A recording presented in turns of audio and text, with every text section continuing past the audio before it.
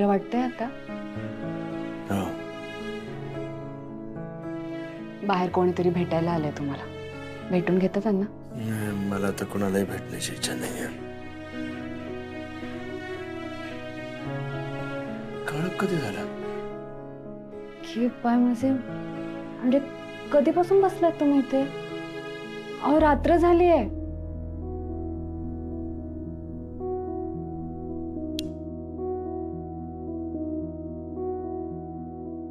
आनंदी,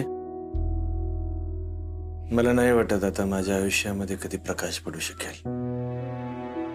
हे केस आपण हरणार आहोत. मला या गोष्टीचं दुःख नाहीये की आपण हरणार आहोत, पण माझ्या बहिणीला मी न्याय म्हणून देऊ शकलो नाही, याचं दुःख मात्र कायम राहणार आता आयुष्यभर. तिने माझ्यावर विश्वास ठेवला, माझ्यावर आशा लावल्या तिने. मी काय एक वकील म्हणून मी फेल ठरलो फक्त. नाही हो, आपण केस नाही हारलोय. कोर्टाने निर्णय लावण्याऐवजी तुम्हीच का निर्णय लावताय? बरं, बाहेर कोणीतरी भेटायला आलंय तुम्हाला. म्हणजे मला नाही भेटायचं कोणालाही. असं काय करताय तुम्ही? भेटून घ्या ना एकदा. बघ, चला बरं तुम्ही. प्लीज आनंदी, मला एकट्याला राहू दे. चला. आनंदी,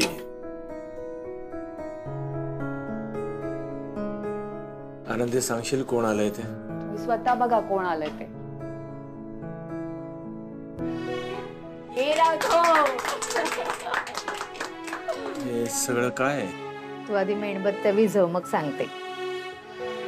आधी मला सांगा काय आहे?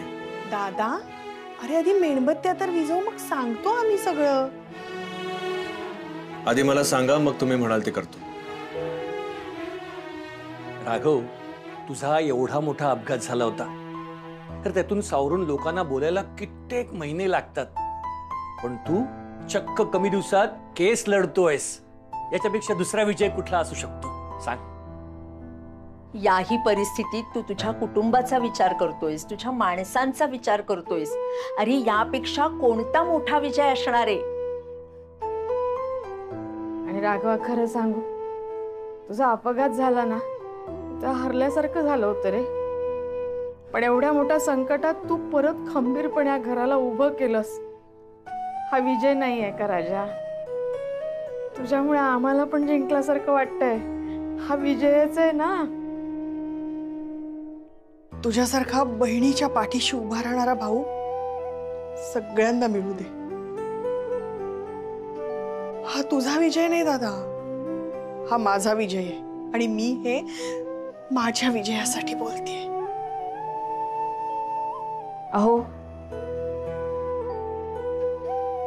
तुम्ही स्वतःला कधीच कमी मानू नका.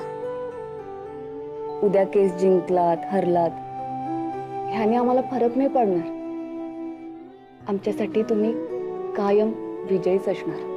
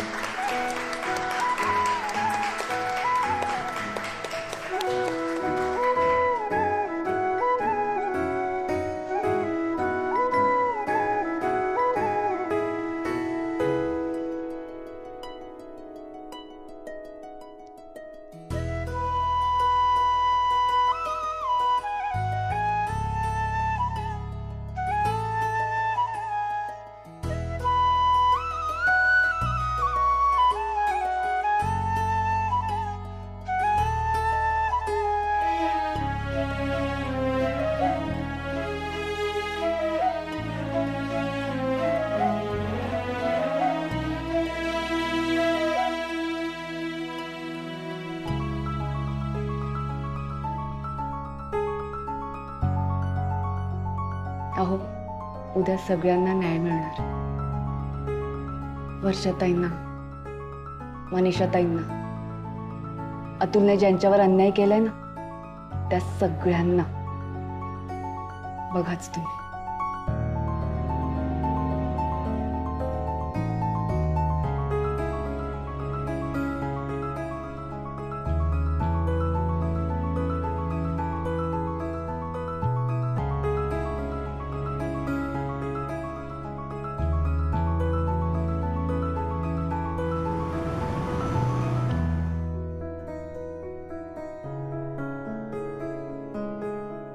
वर्षाताई आले आले. चला चला. चल मी रेडी आहे. हा चला चला चला, मी पण आले. तू कुठे निघालीस? कुठे निघाली म्हणजे मला पण येऊ देत बाई. मी काय करू? घरात एकटी भूतासारखी बसून राहू? माझ्या डोक्यात आपण नको नको ते विचार येतात. मला असं ना ते सारखं ते ऑर्डर ऑर्डर असं ना आवाज घुमत राहतो कानामध्ये. आणि असं बसला बसला मीच विचार करते की आता कोर्टाने शिक्षा दिली असेल, अतुलला दिली असेल. नाही, तुम्ही घरी येता आणि मला सांगता काही घडलं नाही. काही नाही, मला येऊ दे, मला डोळ्यांनी बघू दे तिथे काय चालू आहे ते. चला, झाली का तयारी? निघायचं ना आपण? हा चला. हो, आज आम्ही पण कोर्टात येतोय. हो चला, तुम्ही पण चला. थांबा थांबा, कोणी नाही येतात. तुम्ही फक्त मी, वर्षा आणि आनंदी, आम्ही तिघे सोडल्यास कोणी यायचं नाहीये तिथे. राघवा बाळा, आम्ही तुझ्या काळजीपोटी बोलतोय रे, येऊ दे आम्हाला. कळते मला काळजीपोटी, पण प्लीज ऐकून घ्या माझं. नाही यायचं. अरे पण राघव, ऐका बाबा, ऐका. मला कळतंय या केसची जितकी मला काळजी आहे तुम्हाला सुद्धा तितकीच काळजी आहे. पण ऐका, तुम्ही तिकडे येणार, बसून राहणार, समोर काय चाललंय ते बघण्याशिवाय ऐकण्याशिवाय दुसरं काही करू शकणार नाही आहात तुम्ही. त्यापेक्षा घरी थांबा, आराम करा, आम्ही जाऊन येतो ना. प्लीज. बरोबर बोलतायत. हा, नका येऊ तुम्ही तिघे. नाही, आम्ही जातो ना, आम्ही जातो, काळजी करू नका.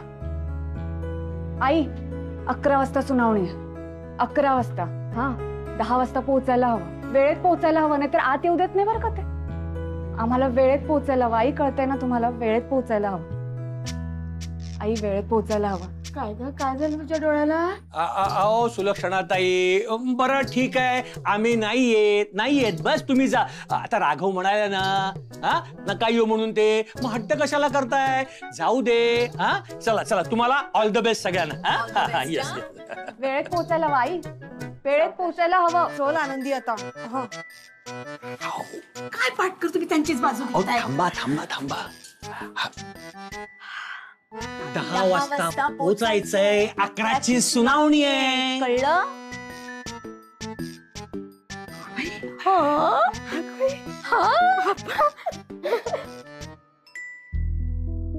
आज कोर्टात काय होणार आहे मला माहित नाहीये, पण आपल्याकडे ही शेवटची संधी आहे.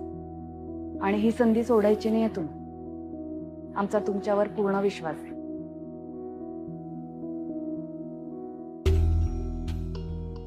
Good morning. हा कॉइन आठवतोय?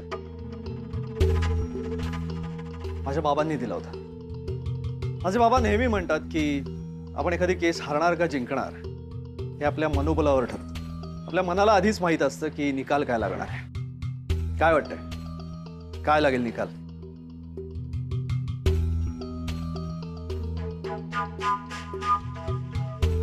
छापा की काटा?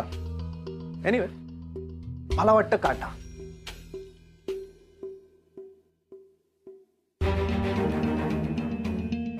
काटा आला म्हणून नाही, पण कॉइन हवेत असतानाच माझ्या मनाचा कॉन्फिडन्स मला सांगत होता की ही केस मीच जिंकणार. विराज, हा कॉइन तुझ्या बाबांनी मला दिला होता, तो तू चोरला होतास.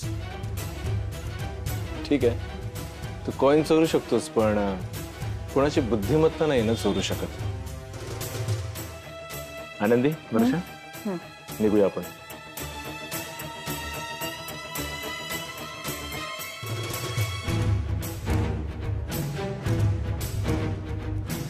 तुझी बुद्धिमत्ता तुला आज जिंकून देऊ शकत नाही राघव, कारण ही केस तू मागच्या हिअरिंगलाच हारलायस आणि आज फक्त निकाल ऐकायचा. जो माझ्या बाजूने लागला.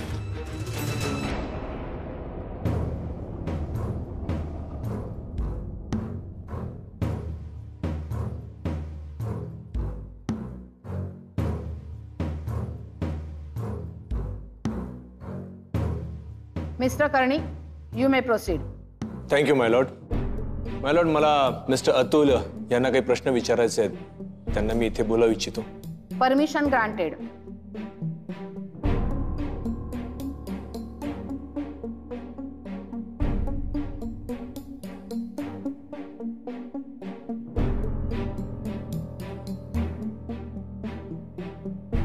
मिस्टर अतुल, वर्षासोबत तुमचं लग्न झालं किती वर्ष झाली?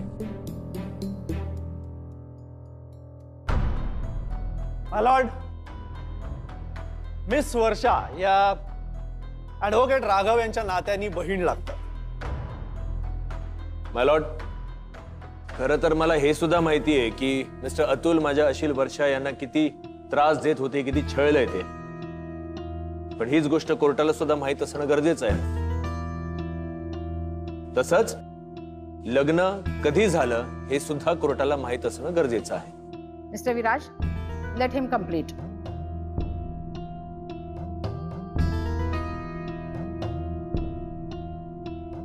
Thank you my lord. तर मिस्टर अतुल सांगा, तुमचं लग्न किती वर्षांपूर्वी झालं? 4 वर्षांपूर्वी. बर. लव्ह मॅरेज की अरेंज मॅरेज? Arrange marriage. म्हणजे वर्षावर तुमचं प्रेम कधीच नव्हतं? Objection my lord. Arrange marriage केलंय माझ्या क्लायंटनी त्याच्या बायको बरोबर, याचा अर्थ असा नाही होत की त्याचं बायकोवर प्रेम नसेलच. ऍडव्होकेट कर्णिक, तुम्ही मुद्द्यावर या. Thank you ma'am. सॉरी माय लॉर्ड.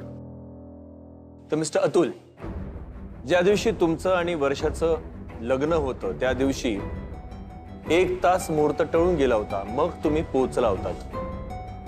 आम्ही विचारलं तेव्हा आम्हाला असं सांगण्यात आलं होतं की आदल्या रात्री बॅचलर पार्टी झाली होती आणि तुम्ही खूप दारू प्यायला होतात आणि त्यामुळे तुम्हाला थोडासा त्रास झाला आणि म्हणून तुम्हाला यायला उशीर झाला. बरोबर? बरोबर. दारू कधीपासून पिता? वयाच्या 20-22 वर्षाचा असल्यापासून. म्हणजे 15 वर्षांपासून तुम्ही दारू पित आहात. दारू प्यायल्यानंतर तुमचा तोल सुटतो, काय करता तुम्ही? Objection my Lord. एखादा माणूस किती दारू पितो याचा अर्थ तो त्याच्या बायकोला मारतोच असं नाही ना. नाही नाही, वर्षाच्या बाबतीमध्ये अतुलचं हे दारू पिल्यानंतर हे ताबात सुटणं हे अगणित वेळा झालेलं आहे. आणि मग त्या दिवशी माफी मागायची की पुन्हा माझ्याकडून असं काही होणार नाही, आणि पुन्हा रात्री दारू प्यायची आणि बायकोला त्रास द्यायचा, त्याला मारहाण करायची. हा पॅटर्न तुमच्या लक्षात येतोय? तुम्ही बोलताय यातलं काहीही प्रूफ झालेलं नाहीये, तेव्हा या केसच्या व्यतिरिक्त तुम्ही माझ्या क्लायंटला काही विचारू शकत नाही. मी केस व्यतिरिक्त काहीच विचारत नाहीये त्यांना. मी त्यांच्या स्वभावाबद्दल विचारत आहे, आणि स्वभाव एकदा कळला की माणसाची वागणुकी कळते. माझे क्लायंट दारू जरी पित असले तरी त्यांचं त्यांच्या बायको बरोबर रिलेशन चांगलं होतं. मला छोटी छोटी भांडणं प्रत्येक संसारात होत असतात आणि त्यात कदाचित दोघांचीही चूक असू शकते. त्यांनी आरोप केलेले खरे आहेत आणि हेच मला सिद्ध करायचंय. तुम्ही ते केव्हापासून करताय, पण तुम्हाला त्यातला एकही पॉइंट सिद्ध करता आलेला नाहीये. केस अजून संपलेले नाहीये ऍडव्होकेट विराज. Order order. तुम्ही दोघेही शांत व्हा. ऍडव्होकेट विराज, तुम्ही बसून घ्या. सॉरी मला. सॉरी माय लॉर्ड.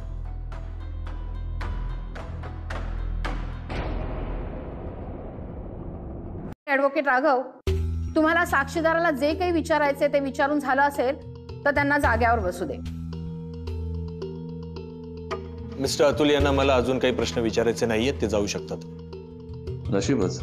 मला वाटलं राघव त्याच्यावरती केलेल्या हल्ल्यावरती प्रश्न विचारेल.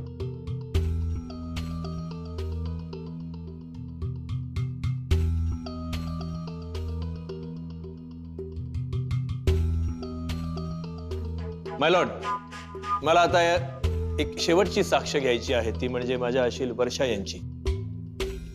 Permission granted. वर्षा, माझी साक्ष? दादाला मला काय विचारायचंय आणि काहीच कल्पना दिली नाही दादाने. काय हे, कशासाठी? घाबरू नकोस, उभी राहा. मिस वर्षा, मला सांगा, तुमचं लग्न झाल्यानंतरही तुम्ही तुमच्या आईच्या घरीच फार काळ असायच्या. मग तुमचा नवरा तुम्हाला मारहाण करतो ही इतकी मोठी गोष्ट तुम्ही घरातल्या कोणालाच कधीच सांगितली नाही. तुम्हाला का सांगावीशी वाटली नाही?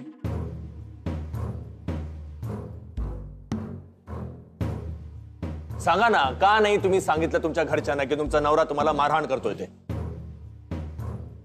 माझी हिम्मत होत नव्हती. कळत नव्हतं कसं सांगायचं. वाटलं हे कधीतरी थांबेल. थांबलं ते?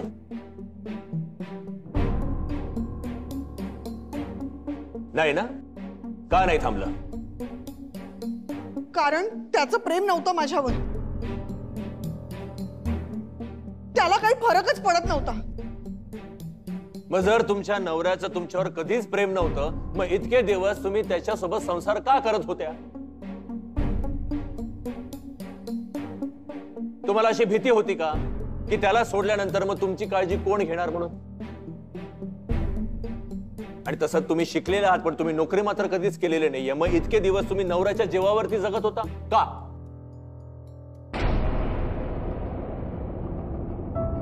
एवढ्या मोठ्याने का बोलतो राघव? बावरेल ना वर्ष. वर्षाताईंसोबत नक्की काय घडलंय हे वर्षाताईंनी स्वतःहून कोर्टाला सांगायला हवं असं वाटत असेल कदाचित त्यांना. मोठ्याने का बोलतोय ते? मी तुम्हाला विचारतोय काहीतरी. तुम्ही तुमच्या नवऱ्याच्या जीवावरती का जगत होत्या? तसं नव्हतं. मी त्याच्याशिवाय राहू शकत होते. पण प्रत्येक बाईचं आयुष्य लग्नानंतर बदलतं, कारण लग्न ही बाईच्या आयुष्यातली महत्वाची गोष्ट आहे. ती ते लग्न टिकवण्याचा, ते नातं टिकवण्याचा प्रयत्न करते. मीही केला. आमचं नातं टिकवण्यासाठी मी त्याचं सगळं ऐकत राहिले. त्याने दिलेला त्रास सहन केला. मला वाटलं कधीतरी हा सुधरेल, पण याचं वागणं, विक्षिप्त वागणं दिवसेंदिवस वाढतच होतं. मला वाटलं कधीतरी सुधरेल, पण हा नाही सुधारला.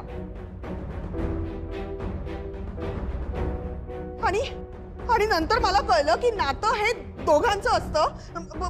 तो जर नातं टिकवण्यासाठी प्रयत्न करत नसेल तर ठीक आहे. आणि ज्या माणसाला आपल्या नात्याची किंमत नाही, आपली किंमत नाही, त्या माणसाबरोबर राहण्यात काही अर्थ नाही. ठीक आहे, तो तुम्हाला त्रास देत होता. काय त्रास देत होता? शारीरिक त्रास देत होता की मानसिक त्रास देत होता? काय त्रास देत होता सांगा. हा राघव नक्की काय करतोय? स्वतःच्याच क्लायंटचं क्रॉस इंटरोगेशन का करतोय? माझ्याकडे बघू नका, रडू नका. तुम्ही सांगा, तुम्हाला दिला जाणारा त्रास हा शारीरिक होता की मानसिक होता? दोन्ही.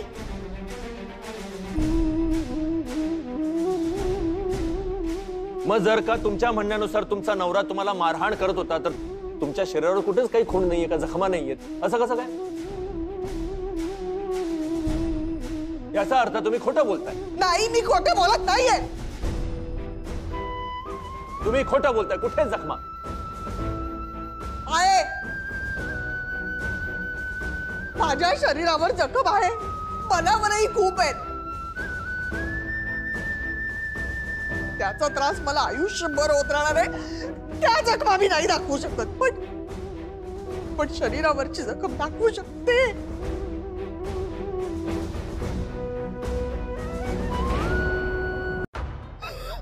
या माणसाने मला पहिल्यांदा चाकू लावला ना मानेला.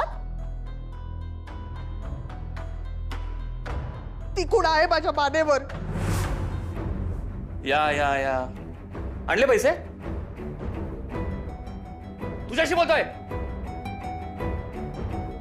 पैसे आणले का? हा पैसे? अहो ऐका ना, नाही आणले पैसे. नाही आणले म्हणजे? तू म्हटली होती ना आज मी पैसे आणते कुठल्याही परिस्थितीत. मग काय झालं त्याचं? मला ऑकवर्ड होतं. कसे मागू? ऑकवर्ड होतं? आई कोणाची आहे? भाऊ कोणाचा आहे? तुझाच ना? मग ऑकवर्ड का होतं तुला? तुला काय आयुष्यभर मी फुकट पोसायचं? माझ्या जीवावर जगणार आहेस का आयुष्यभर? एवढा कमवतो तुझा भाऊ, साधे लाईट बिल भरणे इतके पैसे नाही पाठवत आहेत त्याला. तुझे जर आपल्या घरचे लाईट गेले तर काय करायचं? आपल्या घरचे लाईट गेले तर ते हळू दुखते. काय करताय? लागेल मला, सोडा. दाखवा.